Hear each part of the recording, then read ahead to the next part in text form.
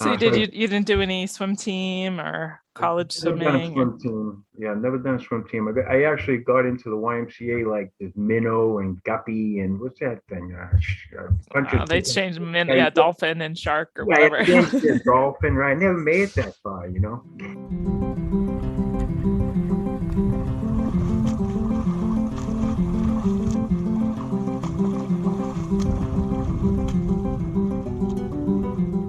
Hello and welcome to Marathon Swim Stories, where we explore the human side of the superhuman feats of endurance swimmers and those who support them.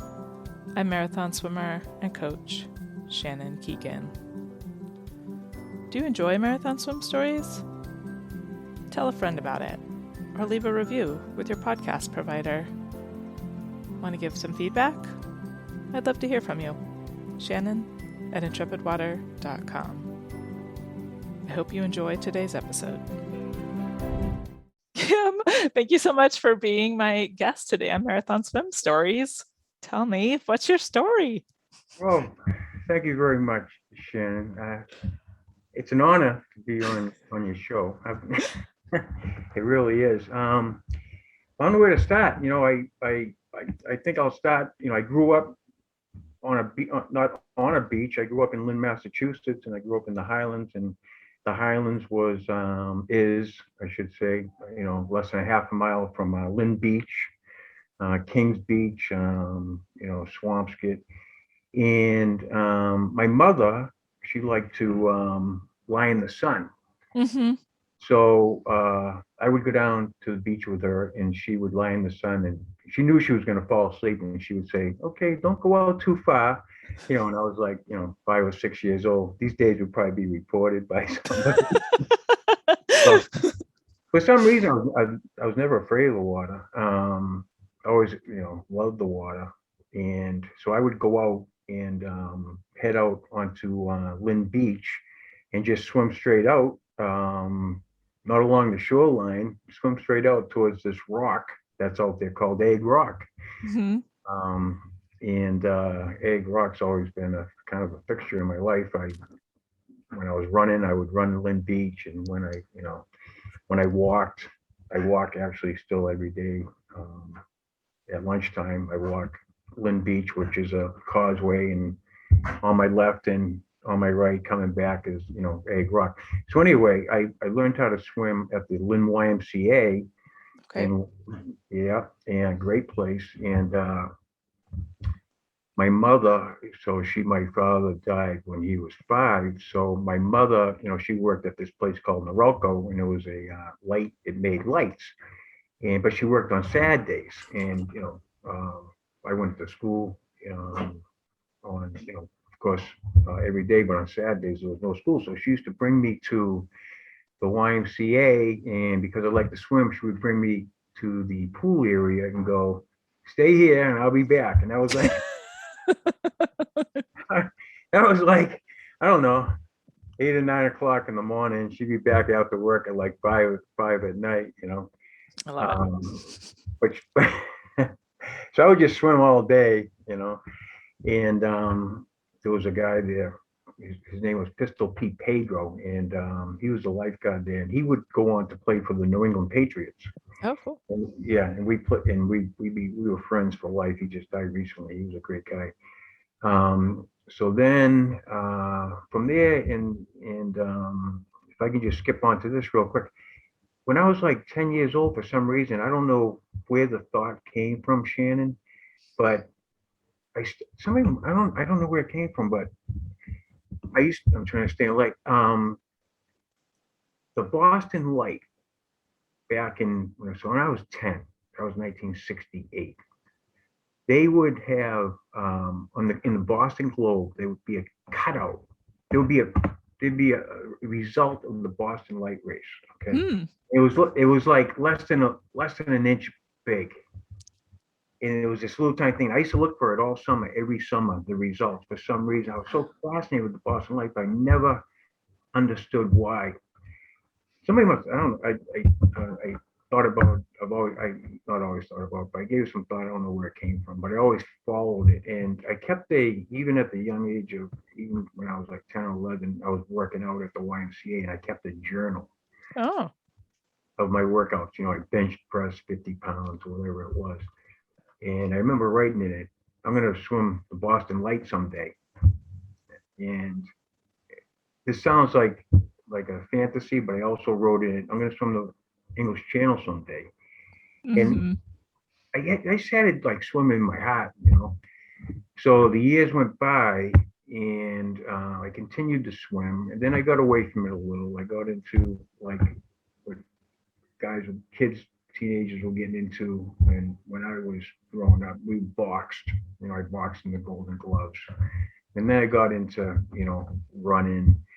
Um, but when my kids turned, when my kids, so I had two children, and when they became the age, where I took them to the Hmm. take them to the YMCA to swim, and I would get in the water and I'd be, just hanging out with them, but they never wanted to leave, right? They'd be Hmm. like, time to go. We've been here for like 2 hours. Time to go. We're like, no, no, no, no. We want to stay, right? So I didn't want to pull them out. We could stay there all day if we wanted to. So I started swimming while they played. Nice. Started doing laps. I said, and they were right beside me. Yeah. I could swim, so I started getting back into swimming like that. But I never really got away from it. Um, so then uh, and I remember racing. Not that I was ever fast, but I remember in periods of time, I remember guys working out up at the gym talking about swimming, and I would say, I can beat you in the 25-meter dash or something like that. I remember some people here and there, but I wasn't swimming consistently. So you So did you didn't do any swim team or I've college never done a swimming or swim team. Yeah, never done a swim team. I actually got into the YMCA like this minnow and guppy and what's that thing? A bunch of they changed yeah, yeah, dolphin and shark or yeah, whatever. yeah, yeah, dolphin. Right, I never made it that far. I couldn't. I didn't like the team thing. Kind of like when I wanted to do it. Kind of did it. Hmm. Um, so I, I I wasn't involved in swimming until I didn't get back into swim until 2007. Okay. Um, and what happened was I was training. I was biking. I was at the time, and I was training for the Mount Washington bike race in New Hampshire. So it's Uh-huh. up Mount Washington. I forget how many, but it's up to the top of the mountain, the roadway. It's a tough ride. So I went to Breckenridge, Colorado, the last Hmm. 2 weeks before the race in July of 2007, and trained there at altitude. And then I came back. I think the swim was August 7th, 2007. Don't hold me to that date. Might have been the 8th. And my wife was with me, and she had to go up to the top Mount Washington with. She took her father's car because you need a car up there when you get done. Hmm. And I had trained. I put like 5,000-10,000 miles on my bike training for this. And she got up there and she called me and she said the race is canceled. Oh Canceled. And she said, "Yeah, it's snowing up here." All right. no. She came down. You know what I said? Take me to. I think it was Dick's Sporting Goods. You have them there where you Hmm. are? Yeah, yeah. I think it was Dick's. I said, "Can you take me to Dick's Sporting Goods? I want to buy some goggles because I'm not going to let this. I'm getting back into swimming. It always tugged at me. Uh-huh. The swimming. Yeah, I could almost never. Although I didn't want to get away from it forever, I couldn't. I just couldn't get away. It just kept on tugging at my heart to get back and do that. So um, I got some goggles and I got in the pool the next day and I said, I'm going to start swimming, right? And I did my first mile in 54 minutes. Right. You probably know how that feels. I mean, just swimming's so difficult. So I started swimming and I started training and luckily I put my name in. Oh no, before I did that, I read up on the Boston Light and I read that you needed some experience to you know, for They're them just gonna to, let you in yeah, from the Y. yeah. Yeah. I swim at the Y, 54-minute mile. Can I get in the Boston Light swim? Right, exactly. So funny, I thought that it's funny I thought that far ahead. So I said, well, I need a swim, right? So there's a swim. I'm in Winthrop right now. The swim every year. I don't know if they had it this year called the Five Sisters, and it's on the coast of Winthrop. Mhm. Um, and it's around five rocks. They're like out in they're like, I don't know, 100 yards off, 50 yards offshore, and you swim around the rocks, and it's 2.5 miles. And so you just show up, and they let you swim. And so I knew this guy Bob that had been doing it. And I was like, "What do I do, Bob?" He goes, "Well, the water's going to be cold." It was like in August. Thinking back, it was actually like so warm. But I Yeah. went.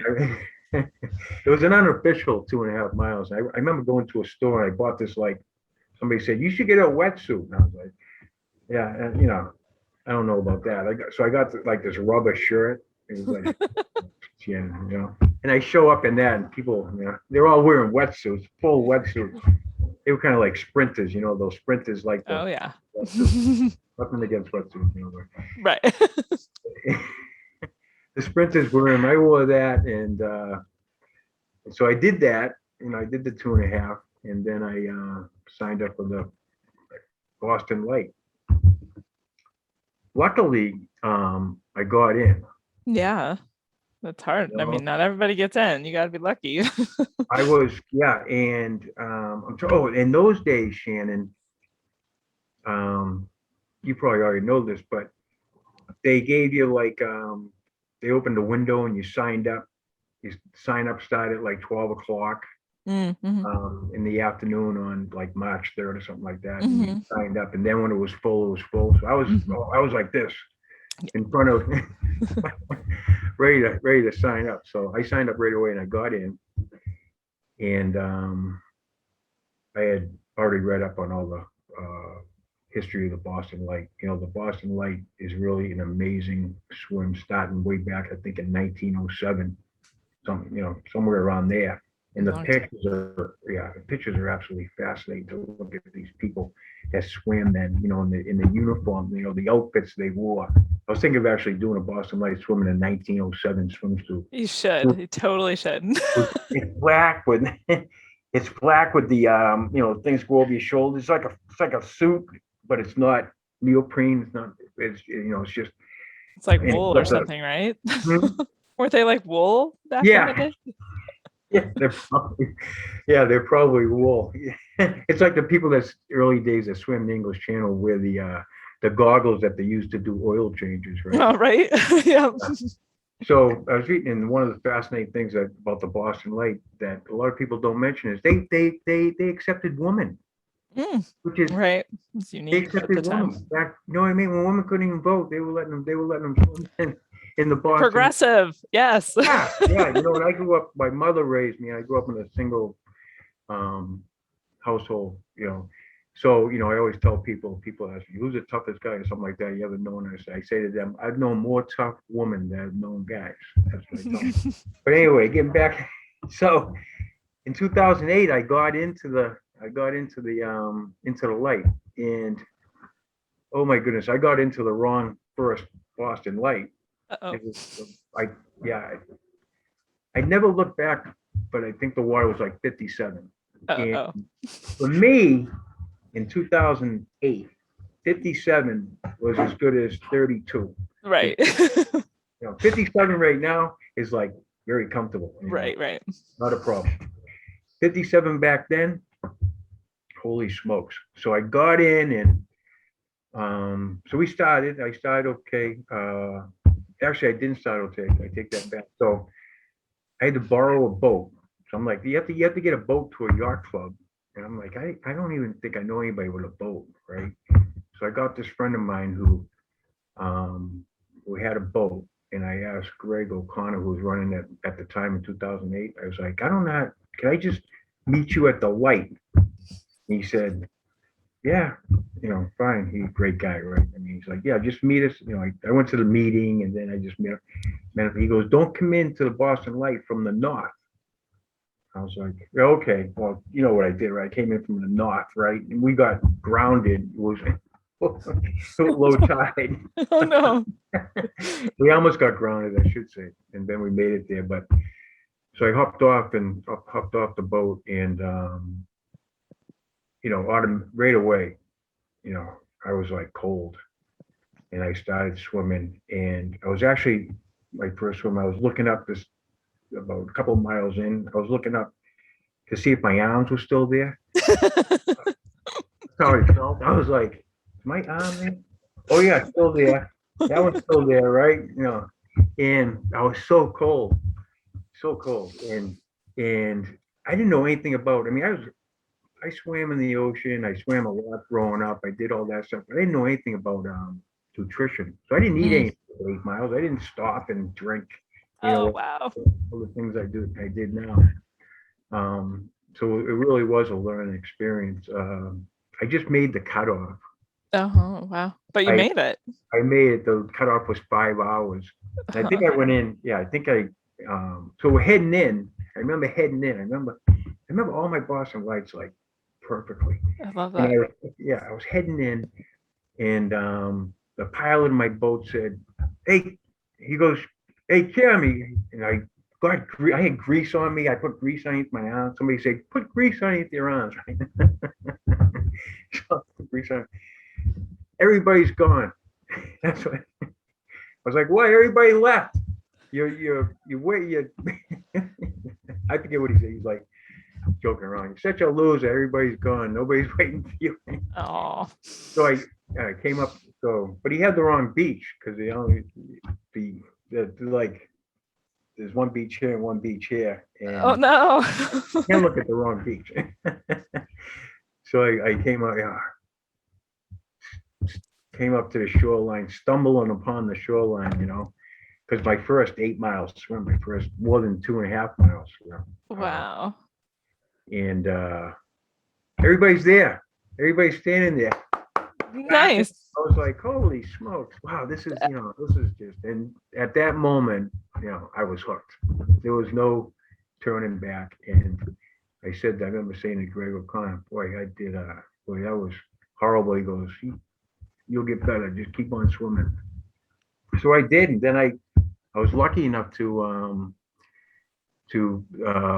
make 2009. I can't remember the exact dates, but I didn't miss many. In 2000, so in 2009, I did in 2009, and then I said, um, Greg, after I did the 2009, Greg O'Connor said, there's other swims besides the Boston Light. Yeah. Hold on a sec before you go there. Let's what did your wife think of this crazy endeavor? All of a sudden you decide you're swimming and you're gonna do this Boston Light. What did she think? She thought it was a great idea. My wife is Amy, and she has kayaked the Boston Light more than anybody in history. Wow. She's done um, every Boston Light except for one with me. What happened was I did the English Channel and the Boston Light in the same week, and she was still seasick. She was still sick from the English Channel swim because of the weather was so bad. So that's what I was. Yeah, 2000. we're going there, but okay, then Yeah, you no. kids. So very supportive, Yeah. very supportive, and she kayaked um, all my, like I said, all my Boston Lights except for that one, I think. So she's very supportive, very supportive. That's cool. Going from 2008, the very first one, 57, can't find your arms. What did you Yeah. do? What did you do training wise different going into 2009? What did you do? So what I did was I started swimming outdoors. Aha, good one. Good idea. Even I thought of that, right? I was like, I gotta start swimming outdoors. I gotta get out of the pool and start swimming outdoors. when I first started swimming outdoors, a lot. I mean, I swam outdoors as a kid. I swam up and down the beach as a kid, but in good conditions. I went out on sunny days. Right. The water was flat. You know what I mean? That all changed after 2008. I said I need to get into swimming shape. I've done a sport, at least one sport every year my whole life. And I would, you know, drag it into sometimes decades of doing before getting into swimming. So I started getting in the ocean, and I started getting in the ocean. I started swimming Ural Beach here in Winthrop, up and down Ural Beach in all conditions, rain, uh, wind, high seas, red tide warnings, No holds barred. hurricane warnings. People go, "Why are you swimming in such rough conditions?" And I said, "Because when I swim in the Boston Light, I'm not going to know what the conditions are going to be, and I know just from human nature, some people train in a pool and then try to do the Boston Light. And over the years, I mean, I've run it over the years doing the Boston Light. A lot of people have not made it because of the conditions. Right, right. So I started swimming outside. I started a routine of early morning swims after Y when I couldn't make it outside. I started a training program to lose weight. I got away from the weightlifting. I started the resistance bands. I dropped 20 pounds. Wow. Yep. And I worked on my flexibility, nutrition, learned about carbo loading. And All within no, just that year between yeah, 2008 and yeah, 2009. Wow.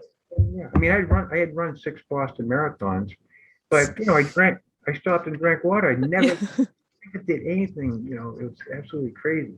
So I learned. One of the good things I did was I met a guy named Bob McCormick, who was the oldest person at one time to swim the Boston Light at 67. I think I met him in 2008, and we started talking. He started telling me some of the things I had to do. Um, so I really, I, I changed quick. I kind of transformed myself into a swimmer. That's what I did. I said, I'm going to be a swimmer. I'm going to make myself I'm going to transfer. I already love the water. I have no fear of anything. I mean, the water, people go, you swim, I'd be shocked up, whatever. Bad conditions, be careful, all this negative stuff. So that's what I did. Okay. So then you come out after 2009. You've learned a lot. You swam better, presumably. Yeah, 2009. I was faster. I think I did it in around 4 hours, something like that. I think I knocked like a 45 minutes off my time. That's great. And I made a plan to swim the English Channel in 2011. This is when Greg says there's other stuff out there. And you're like, Yeah, okay. there's other swims out there besides the Boston Light. So I said, well, I love the Boston Light. I mean, I look at it every day. It's right down the street from where I am right now. I could just walk out there a little ways and see the Boston Light. And the other thing that gives me kind of an emotional strength, like my strength sometimes comes from emotional strength, because my father was he was a merchant marine, and during World War II, he was in his 50s when he had me, but during World War II, he used to transport. He was a ship captain, and that route came out of Southie, past the Boston Light. I looked it up, Seaboard Fuel Company, and go to Gloucester. So I always, I'm doing kind of like swimming the same route that he was boating. That's really, really cool, Kim. That's awesome. So in 2011, so I did in this one year, the Boston Light, I can't remember if it was 2010 or 2011. I didn't get in. I volunteered. Oh. Yeah. I did a volunteer year, which was great. And then in 2011, I got a one once again, I didn't know how to get a captain for a English channel. Somebody said you gotta call a boat captain, one of these fishing Yeah. captains. I was like, I don't know any fishing captains in England. I Right. didn't been to England. Yeah. Yeah. But I got some names, and I started making some calls, and um, I got in touch with a guy, and he said, "You have to come out." I had they give you a window, like a five Hmm. day window. I think I got a date. Yeah, it was like the first week of August. I mean, it was a good date, first week of August. So I I I, I was in good shape. I wasn't in the shape I am now, even though that was 10 years ago. I'm actually better swimming shape now. I can actually swim further now. Yeah. 10 What years was your old. what was your thinking about, like, you're more than doubling the distance here and going across the sea? Like, how's that? How you going through all that? You know something? It sounds crazy, but I was totally confident that I could do it. It was Awesome. I yeah, it was like, Shannon, I never thought once that I wouldn't make it. I never thought once that I wouldn't make it. I was like, I can do this. I had no fear or nothing. I was like, I'm gonna go there, I'm gonna do this. So I got there, it was in August, and I think it was in August. And 5 days went by of bad weather, Mm. and I didn't even get a shot to get in the water. Oh man. Yeah. So I remember sitting down with the boat captain in Folkestone, at a little diner that sold, not diner, store, fish store. They're all, the piers all lined with fish stores, right? Okay. And I said, can I do it? Can you give me another date this year? And he said, we're all booked. We're booked. We can't do it. It's August. People book these things 2, 3, 4, 5 years in advance. Hmm. I was like, can you call me or something? Or something like that. And he said, I do have one date I could do. I do have one opening. And I was like, all right, I'll take it. He goes, well, hold on a second. Let me tell you what it is first. He goes, it's October 5th. A little late. I said, I'll take it, right? October 5th, 2011. And I had a window. So I left on a Friday. I think it was October 5th. So I think Friday, I left. My window started like Monday, I think. So I left on a Friday. I caught the red eye out of Boston, Hmm. right? I was in an aisle seat, right? It bounced around all night, right? You got your elbow I'm over here. I got my elbow here, and people walking by, and I didn't sleep at all. I was so nervous about doing the swim. Um, only the the logistics more than the swim itself, like getting there and getting to the Hmm. hotel and all that stuff. They just put me in the water. I like that much better, but Yeah. You which could my just swim wife, there. yeah, which I couldn't have done without my wife. Um, but that Friday during the day before we left that night, I swam a couple of miles at the Y, you against everybody's advice. They're like, don't, if you're gonna swim Monday, you don't want to be swimming now. You want to rest at least 3 or 4 days. I said, I'll be fine. I'll be fine. I'll be better off like this. It wears off some anxiety from the trip. So Hmm. my head's moving around a lot. But I'm trying to stay in the light. You're doing good. You see me all right? Um, so we left. We got there. We got to Folkestone in the morning, Saturday morning, right? And got into a car, rented a car, got to Folkestone. We had a hotel booked. And I wish I remember the captain's name. He's such a nice guy. I know it's terrible, isn't it? Terrible. All good. I should have looked it up before I talked to you. Quite all right. Um, I got there and he said, so I was looking for him. They say he's out on the pier. I went out on the pier and I found him and I told him I was here and he said, why'd you should have, I told you to call me. Oh no. Yeah. I was like, call you? He goes, yeah. He goes, there's a storm. The whole week's gone. There's a storm coming out of France, and the whole week's a wash. I was like, oh. are you sure? I was like, are you, I'm asking an English Channel fisherman, right? Are you Right. sure? Yeah. He knows the English Channel better than I know me, Right. but Right. Can you double check your calculations, yeah, please? can you double check that weather forecast? Because I don't know, I don't like it, I wanted something else. And he goes, well, so I was insistent. He goes, can you make it across in 12 hours or less? And I was like, yeah, yeah, yeah. In perfect conditions. I wasn't making it across in 12 hours. Um, but I said, yeah, because who knows? Maybe I was faster that night, right? Right. Right. Who knows? So I said, yeah, I can do that. So he goes, all right, be back here on the pier at 12 o'clock, midnight. Uh-huh. I said, all right, I'll be here 12 o'clock midnight. It was like three, it was mid morning, mid early afternoon at the And time. you'd just flown in on the red eyes. Phone in. I had not slept yet. So we stayed at a hotel in Folkestone, this old, beautiful hotel. The elevator was like this big. And we were on the first floor, Shannon, right? And it was a Saturday, and there was an event, a music event. So it was just there was a concert going on, Oh. and I was on the first floor, and I couldn't. There was no way I could block the music out of coming into the room. I was right there, stuck in my ears with all this stuff.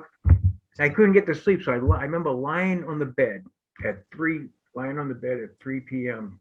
and saying, if I just stay still, I couldn't get to sleep. I was like, if I just stay still, maybe I'll have enough energy, you know. So at 9 o'clock, I got up and I started getting ready. I had some coffee. I made my way to the pier. There was no moon that night. Total blackness, black, total blackness. And but so I Okay. it didn't bother me at all. It was like I wish I had that type of. Even now, I'm very confident, but I wish I had that type of confidence. Uh, that type of confidence now that I had then. It's absolutely insane. So I got to the pier and I got on the boat, and he said, so we got off the coast of Dover, right? It's pitch black. He goes, I'm going to row you into the beach. Shannon, I'm telling you, I'm not exaggerating. I couldn't see my hand in front of my face. And put me on I jumped off the rowboat and I got on the beach and said, you gotta wait, put your hand up in the air when you're ready. And I'll put the spotlight on you. You get to put your hand up in the air. That means you're ready, and then you start. So, but he said, I just want to warn you that there's a flood tide coming. You're going to run into a flood tide. And I was like, what's a flood tide? He goes, a flood tide is like a rapid amount of water passing for a good amount of time. He goes, don't stop swimming. He goes, you got to keep on swimming. You got to swim through the flood tide. I was like, all right, I don't even know what he's talking about, right? So I get in the water, and I think I don't know how long. He's in the boat. I'm on his right. I turn to the left. I know people say you should know how to turn both ways, but I don't. I turn to the left. So the boat, he stayed on the left, and I was watching him. Then all of a sudden, the flood tide came. I knew what he was talking about. It was like being in a Russian river, right? And I'm swimming like crazy, trying Oh. to stay up. Yeah, trying to stay up with the boat. And I'm like, I can see my wife to my left, and she's sitting in a chair, and there's a little light bulb above the door. And I'm watching that. Then I'm slowly watching that disappear, right? And I'm getting tired. I'm like sprinting. So I said, I'm just gonna stop. I don't know how long it went on. I really don't. I'm not. It seems like it went on for 20 minutes, but I stopped. I stopped stroking, and the boat disappeared. The boat like went off. Oh yeah, the boat. I went backwards in the flood tide, and the boat kept on going forward. And I remember I was like this, and I remember being in the middle of Boy. the English Channel, right? Total darkness. All I could see was this light in the distance, and I wasn't even nervous about it. I didn't got like no fear. I was like, this Oh, like, wow. yeah, I was like, this is unbelievable. So I caught up to the boat, the flood tide stopped. I don't know if the boat came back or caught up to it. And then, sure enough, 12 hours into the swim, uh, like maybe short of time, 10 hours into the swim, the, the water started going crazy. Big swells, Oh, huge swells. The fishing boat, which was a good sized fishing boat, started going like that. My wife started throwing up. And I remember somebody telling her, throw up on the other side of the boat. So I struggled in that for I don't know how long I went on as long as I could, but they made me get out at 12 hours. So I had to. So I didn't make it on that trip. Uh, yeah. Yeah, it's too rough. you're so can you hear me okay? Yeah, yeah. Oh, okay. Um, there you are. We're having a little computer difficulties, I think. Yeah, yeah, I think my getting a message, my bandwidth is low, but we'll just keep forging on. I'm The talking the okay. recordings probably it's in the cloud, it should be okay. Okay, so I What can did you hear learn? you fine, Shannon. Okay. Can you so what did you have any learnings from that trip, that adventure to England? Anything I learned? Hmm. Oh yeah. So the list is long. This our interview or talk You have a we're talking two-part about. interview. Yeah. Yeah. So right away, of course, the first thing is I need to increase my training. Mm, I need to increase my training, and I need to learn more about uh, feeding. And I was feeding. I think I once an hour for mhm, that one, which is for me. Um, Elaine Howley showed me the right way to do it. She's Elaine. She's like one of the best swimmers in the world, right? very So experienced. yeah, very experienced. So I changed my. I learned more about feeding, and Hmm. I started training harder, and I started doing more ocean swims, and I started swimming at night. Nice. Yeah, good practice. Yeah, I started swimming at night. I continued in the hurricanes and the bad weather, the red tide, and all that stuff we have here. Jellyfish, Hmm. shark sightings. No, none of those. There's no sharks out there. People are. Um, so I did learn. I did learn a lot. And when I got home in 2011 after that swim, I got on the phone, and because somebody said it's October 2012 is going to be booked. Yeah. And I was like, oh man. So I got on the phone and I started calling people. In the meantime, I swam the Boston Light in 2011. I think I missed 2011. So now I was planning on 2012. I got on the phone. I started looking for ship boat captains. And once again, everybody's booked. And I mean, I had a list, like, this long list of boat captains. Everybody's like, no, I'm booked, booked, booked. One guy, he said, try me in 2020 or something. I was like, Wow. that's like 10 years from now, 8 years from now, whatever. He says, well, you're gonna have a hard time. I remember I was going down Revere Beach. That's a beach here on the street from my house. I was on my way to swim. It was like 4:30 in the morning. I started swimming, first thing in the day. Sometimes doing double swims. Early morning swim, make sure I got to swim in, and then depending on work schedule, whatever. Sometimes I was doing doubles. Hmm. I remember I was calling England at 4:30 in the morning, and Hmm. this girl answers, this captain, and I said, "Hey, I'm trying to book a swim for 2012." She goes, "Oh," she said, "Yeah, a lot of people are calling, but my father is in the hospital, and he just told me, he said, he'll take you, but there's other people. Yeah, he said, but she said, he'll take you, but this is the thing. I just told 5 other people that he would take them too. And I told them the same thing I'm going to tell you. Whoever pays us first, yeah, is gonna get that week. I think it was a week of August 11th. The week of not August 11th, but August, the week previous to August 11th. So, oh yeah, so I went right to Eastern Bank, sat out front until the place opened. Well, I did my swim. Then I went to Eastern Bank. They opened at like 9 o'clock. Hmm. Got up and got his money. I forget what he wanted, and special delivered it to his house. Wow. So, oh yeah, I think he probably got it that morning. Yeah. He got it quick, you know. So, so I was in. So I was all excited about that. Now here was I'm gonna. So I had a 5 day 5 day window in 2012. And the other thing I learned from that 2011 swim, I only had my wife on board.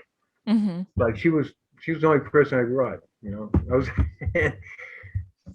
I learned in 2011 that you need more than one person.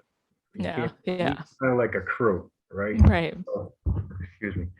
So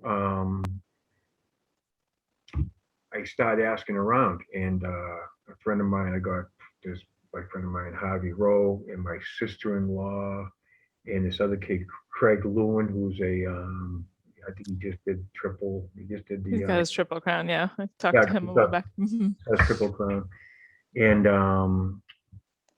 who else was there? And my wife. So I had a crew, and Craig at the time he was a young kid. I mean, he's only in his 30s now, I think. Right. Yeah. Yeah, so he wanted to swim along like swim at the same time I was Hmm. swimming, you know. So he put on a wetsuit because you can't get in and out of the water. Uh, Right. Right. Without getting too so cold. Yeah. yeah, so we got there, and the first day was no good. We went to the starting spot, like 2 o'clock in the morning was the original start. Hmm. Got there Monday, 2 o'clock in the morning. The conditions were not good. Mm. Tuesday, 3 o'clock in the morning. I think it went on. They can 1 hour ahead each time. Wow. Got up the next day, and this is Shannon is like I can't, I had difficulty sleeping before swim. I think like a lot of people, right? Hmm. So we go back on Tuesday at like 3 o'clock in the morning. 3 o'clock in the morning. Then on Wednesday, 3 o'clock in the morning, and so on Thursday it was clear skies, but the English Channel captain there said, "Hey, clear sailing. I mean, it was a nice day. It was a go. It was a go day to do it. Hmm. It was either Thursday, Fridays. I can't remember the particular day it was, but it was a good day to go. And it was. I think I only had one day left to it on my window. Hmm. And he said, "Hey, the captain said, can you do me a favor? I had this guy. He's been here like for 2 years trying to get in here to do a swim. Would you mind giving him your day?" So of course, at my first instinct is like, no way, what are you crazy? Right. Right. But I wanted him on my side, and maybe as a 25-year-old kid, I would have said, no, that's BS. I'm going to swim. This is, Right.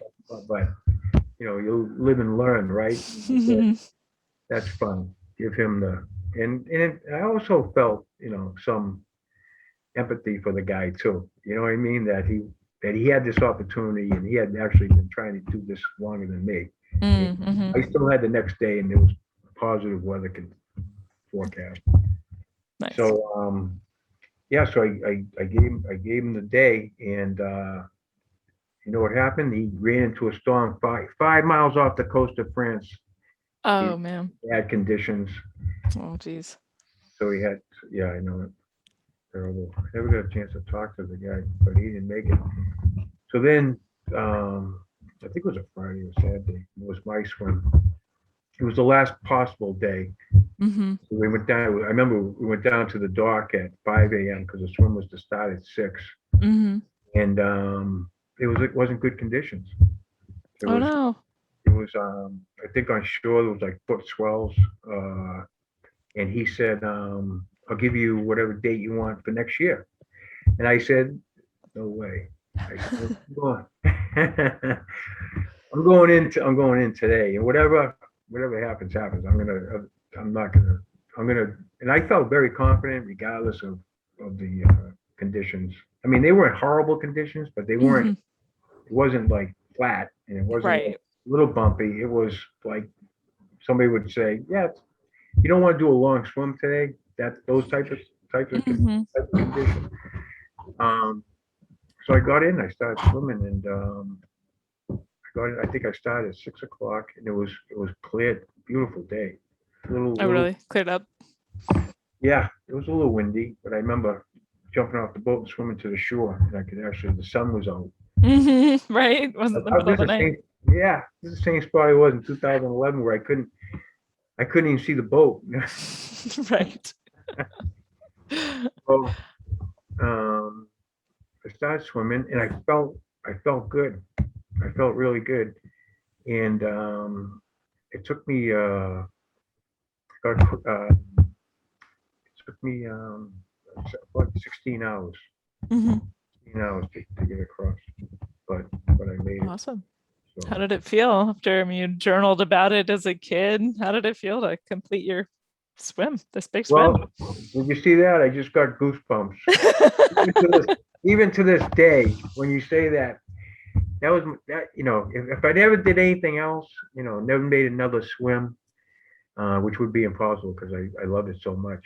Even if Hmm. I swam a mile a day, I'd be happy. But I was like, yes, I had written this down, and I wish I still had the notebook. It was a journal I kept, and I kept all my, like I said, I kept all of my records. I bench pressed 50 pounds today. I Hmm. curled 100, whatever I did, and I wrote down that, and it was just like I was just overwhelmed with like, wow. I never doubted I could do it, but I wasn't.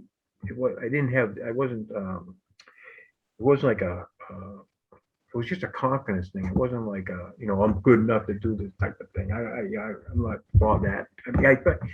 I just felt confident that I could do it. And in my heart, I just knew that I could do it. It was, Hmm. and I knew in 2011 I knew I could do it. And Yeah. if things were different in 2011, I would if in 2011 I would have stayed in the water, Shannon, until I couldn't swim anymore. Hmm. That's where I was in 2012. If it took me 24 hours to swim that, or 30 hours to swim that, what's funny? I'll tell you a funny story. There's a beach that you practice at um, before you swims in England. This little beach that all the people that are going to attempt the English Channel go to, and they Hmm. practice. And I was swimming along one day, and I ran into this lady, and she was probably my age now, and she was older. I could tell she was older, and we started talking. And she was, I can't remember her name. She holds the record for the longest. Allison Streeter? No, no, no, No, no, no, not. no. The other end of that, she Okay. holds the record for taking the longest person ever to swim the English Oh, Channel. It's Jackie like Cobell. Jackie Gabelle, it's like 20 hours or It's something. How long 27 was it? hours, How something like many? that. I think 27 or 28. Yeah, yeah. And I remember her saying to me, "Don't stop." I said, "Any advice?" She said, "Don't stop." That's good advice. So I said, I said to myself, "All right, I'm not going to stop. I just won't stop." That's all. She said, "You want to make it across? Don't stop. No matter how long it takes you, don't stop." I wonder if she's still around. Yeah, I think so. yeah. Yeah. It'd be interesting to say hi to her. She wouldn't remember me from Adam, but it'd be interesting to tell her that story that she was telling me she held that record. I thought it was fabulous. I think all those, you know, records are fabulous, whatever they are. Hmm. Hmm. With just so you've gone on to do how many total Boston Lights? So what I did after that English Channel was I had one more goal, and that was to do the Boston Light in the same week in the Five Sisters, the one I started with. Okay. So I did the English Channel, then I did the Boston Light on that Saturday, and then they had the Five Sisters that afternoon. So I went home after the Boston Light swim and did the Five Sisters. Nice. And then in 2000, so I've done the Boston Light. I think I've done Wow. 9 solos. Very cool. And I'll tell you another funny story about. So I've done 6 doubles. I've Nice. done one official double. I didn't know that there was any such thing as the Mass Open Water Swimming Association that recorded doubles. Right, right. But you know what I did? I would I would hire a friend. I've hired a friend of mine is an attorney. Another friend of mine works for the Attorney General's office. These people I know in law enforcement, and just another guy that I know. And I had him keep track on paper of my doubles, right? And I told him, I said, we're doing English Channel rules. So I can't touch the boat. I can't touch anybody. You got to make sure that I do this the right way. So I did all 6. Is legitimately the right word. Right, right. So I did them, and then I found out you could actually get So I did an official one last year, and I also did the old route. So I started at the old route. I was looking. The Boston Light used to start at the Charlestown Bridge Mm-hmm. that crosses into Charlestown. That was the old route, and right now it's a lot of traffic going into that area. And I remember leaving that morning. The morning I did the Charlestown route, I was swimming out. I just swimming around boats and swimming around everything else, and the Coast Guard was coming in with a bunch of guys, and they yelled down to me, "Where are you going?" I'm going out to the Boston Light, and they're like, "Oh, good luck," because we were concerned that somebody would stop us, Yeah. off my boat and say, "You can't do that," stuff Right. like that. So I did the Charlestown route, and What year was that? that was 2014. Cool. 2014, and then the tripled it with Elaine Howley, and I think it's been 2 years now. Yeah, yeah. Yeah, I remember seeing the article on that. Very cool. And I was, What's your- huh? No, I'm sorry. You go ahead. What were you gonna say? So I attempted that on, which I thought was official. To me, it's official anyway because I Yeah. really did it by, but. So I got Bob McCormick, the person I was telling you about, the oldest person at one time, and my wife, and Bobby Gaff, who was the boat captain, and we attempted a triple in, I think it was 2017 or 18, but it was the year of the supermoon. Oh, I don't know if you cool. remember that. So the Yeah. supermoon was orange and it sat on the horizon. And I went down to the boat in East Boston, and the harbor was almost drained. Oh no. Because we were Oh, starting because of what? Oh, the tide was going up. from the tide. Wow. We really got out. And make a long story short, my wife always says it's too late now.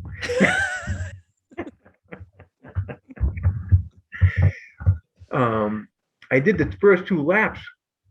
Like, I was flying. I felt great. I was coming up to the light on this, to complete the second lap, and I was going to turn around, and I felt fantastic.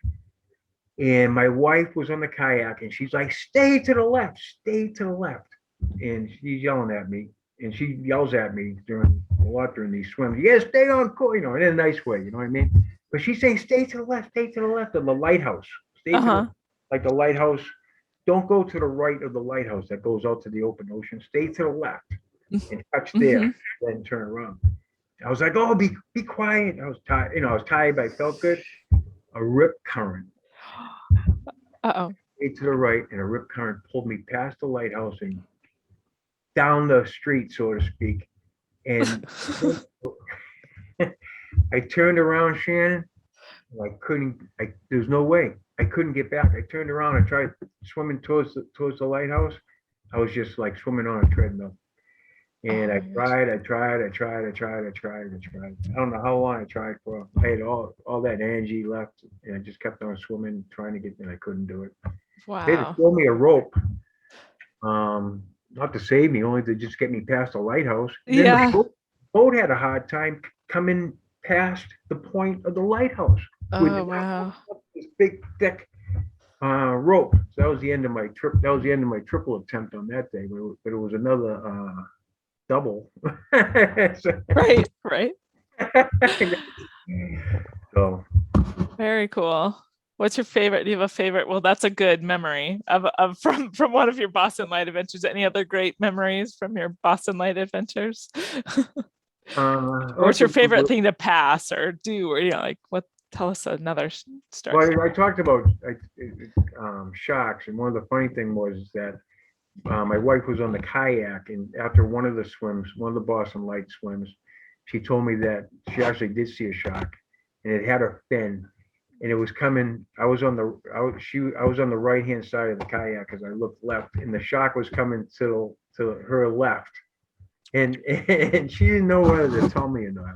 She said, "Hey, excuse me, there's a shark heading your way." So, she didn't tell me in the thing went right by. But I think the my greatest memory would probably be completing the triple with Elaine, completing the triple. That's pretty cool. That was something that I would sit over. There's a place at Deer Island called Deer Island in Winthrop, and you can see the Boston Light. And I would, I would say to my wife, I like to triple that someday. Mhm. And she's like, is it double? A double, you did a double, want to do another double? And I was like, no, I'll do a triple, and I want to complete a triple. I want to complete a triple. So I put in my mind, I started the ball rolling, and I called, I said, I didn't want to do it without Elaine Howley because she had been such a made a support. She gave me so much support, so much advice, and it wouldn't be the first time that somebody, ever tripled it, right? So I was like, I don't want to do it alone. So I asked her. So this is another little funny tidbit. So I remember emailing and said, hey, I didn't tell her what I was up to. And I said, hey, you want to meet? Can you meet me at the Marblehead Y? You want to do a little swim? She goes, yeah, yeah, okay, yeah. So I'm thinking we'll do a swim for like an hour and then talk and have lunch and talk. And she gets in the pool and she goes, you want to do 9 miles? It's like 9 miles. I said, I couldn't say no, of course, right? So I said, yeah, I'll do 9 miles. And I was in shape to do 9 miles, but I wasn't expecting to do 9 miles.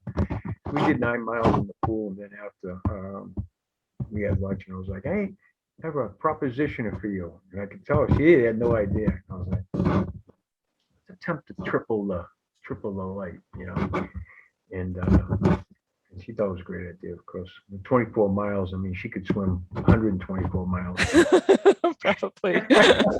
And I think I told her I wanted her to come with me because there was no way she was going to finish and I wasn't. So, and I knew she was going to finish. Right. So I was like, so she was kind of like, I know she's going to do it, so I'll just follow her. Yep. Good That was, company. yeah, that's probably my biggest memory of the Boston Light. But the whole thing has just changed, kind of like changed my whole life because throughout the year, I know it sounds crazy, but throughout the year, I'm just training for the Boston Light. You know, Hmm. that's what I do. Like I stay in shape, and by just training for the Boston Light every year. So, and when I don't, I think I only missed 1 year. And so I but I was still there. I Yeah. volunteered, and I'm fine with that. I just want to be involved with the swim because I love the history of it. Yeah. I love everything about it, and the people. Um, Shannon, as you probably already know, swimming people are the best. They are. Because swimming people are the best. They're the best athletes. There's none of this bravado stuff. No, it's none of this, I beat you. And, it's just everybody's out there just trying to achieve their own goal, and everybody's for each other. And so I just love it. I love the people that do it. I love the history of the swim. I love where the swim is, down the street from my house. Yeah, yeah, that's awesome. And so that's why I love it. Very, very cool. Is there anywhere else you've swam besides the English Channel and the Boston Light? Anywhere else you've Uh, I marathon did swam? I did Alcatraz. Okay. No So other marathons though? that's not a marathon swim, but the funny, I made it. I didn't make it a marathon swim. I went there, and I remember going to the when I got there, there's a rowing club. Mm-hmm. Right there. Southern Rowing And Club. yeah, and I remember walking in and asking the guy where the pool was, he goes, pointed out back. So I went out back and I said, "Oh, that's Alcatraz right there." So I swam out to Alcatraz, and yeah, there's a little gate you go through, and I swam out there, and some guy intercepts me like right before getting to the jail. Hey, you can't. Where you going? You can't. You're not supposed to be out here. So I so I swam back, and and then the next day jumped off a boat, and swam in. So I haven't done any other. I did. So last year I swam around Nahat, around the Mm-hmm. around the town of Nahat with Elaine Howley. That was fun, and that was a bit special because that's where I grew up.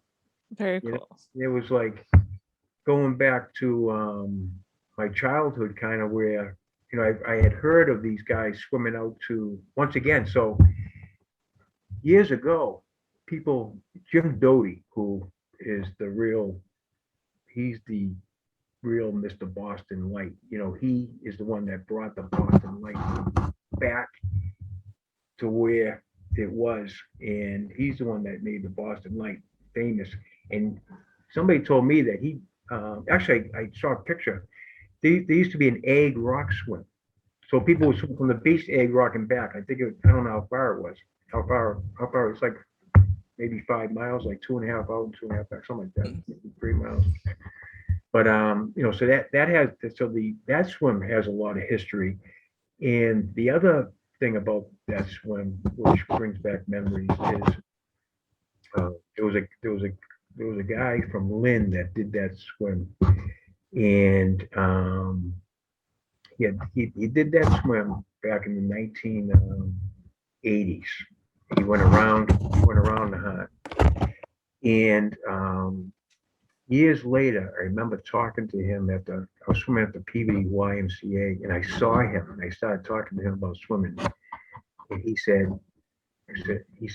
we were talking about swimming, and he talked about his swimming around the hunt, and he said, "Why, it brings back bad memories." I was like, "What bad memories?" This was before I swam the English Channel. He said, he said, after I did that swim, if I kept on training, I would have been able to swim the English Channel. And I never did it. And Mm. he sent shockwaves through me on that day. And I was like, I am not going to be him. This guy's a great guy and a great swimmer, but I don't want to be him with that regret, you know, years later. You know, Right. I wish I attempted it.